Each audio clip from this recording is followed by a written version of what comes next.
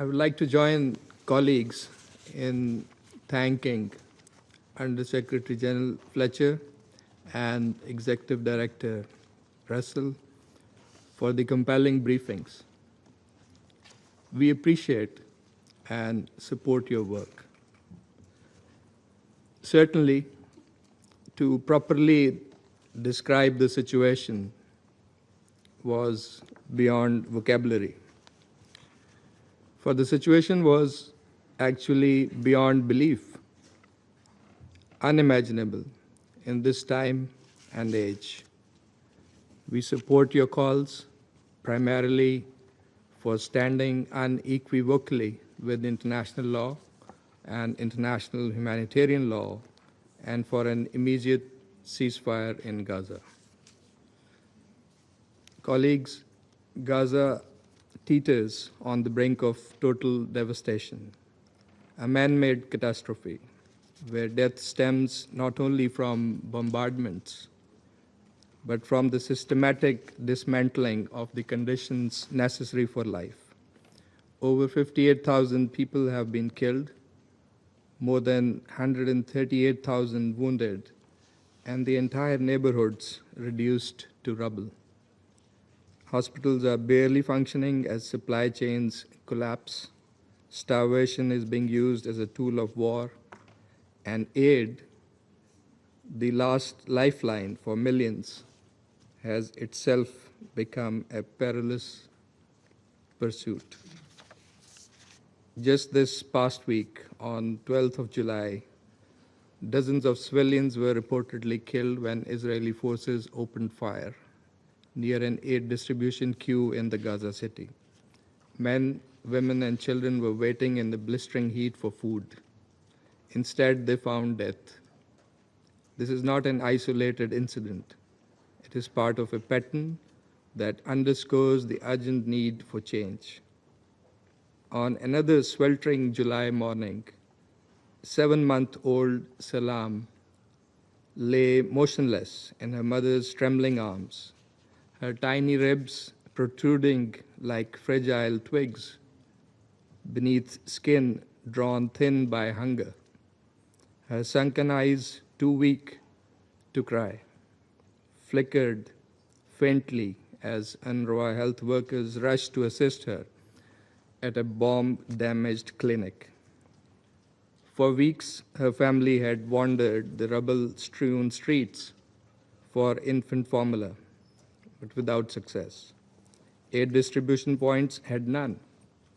UN-run centers were either inaccessible, out of supplies, or under threat. As doctors worked frantically to stabilize her, Salam's breathing grew shallower, her faint whimpers fading into silence. By nightfall, she was gone. One of 67 children lost to starvation in the past month, while thousands of aid trucks remained stuck at Gaza's borders, obstructed by bureaucratic delays and militarized checkpoints. Salam's death was not an isolated tragedy. It was the unfortunate yet foreseeable result of a system that has allowed hunger to become a weapon of war, a reality so grotesque that experienced medics are now grappling with the levels of malnutrition they once only saw in textbooks. Colleagues, I wish to highlight 5 urgent points here. First, the current aid mechanism is clearly failing those it claims to serve.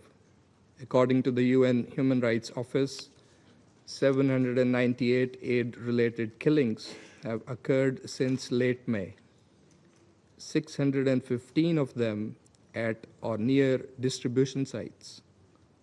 The UN-coordinated system of more than 400 well-networked distribution points has been dismantled. In its place, a heavily restricted system under the GHF now operates with just a handful of designated aid sites. This forces desperate civilians to traverse active combat zones in search of basic necessities. While some aid has trickled into Gaza, the volume is vastly inadequate. Its implementation is flawed, and it falls far short of the standards demanded by international humanitarian law. Most gravely, the system has morphed into a death trap. Second, the denial of life-saving assistance, particularly infant formula, has reached indefensible levels. Newborns face imminent risk of death by starvation. This form of deprivation cannot be justified under any circumstances. Immediate, unimpeded access must be granted for delivery of essential supplies. Third, Gaza is in the grip of a worsening shortage of medical supplies, shelter, and fuel. On 12th July, UN agencies issued a stark warning.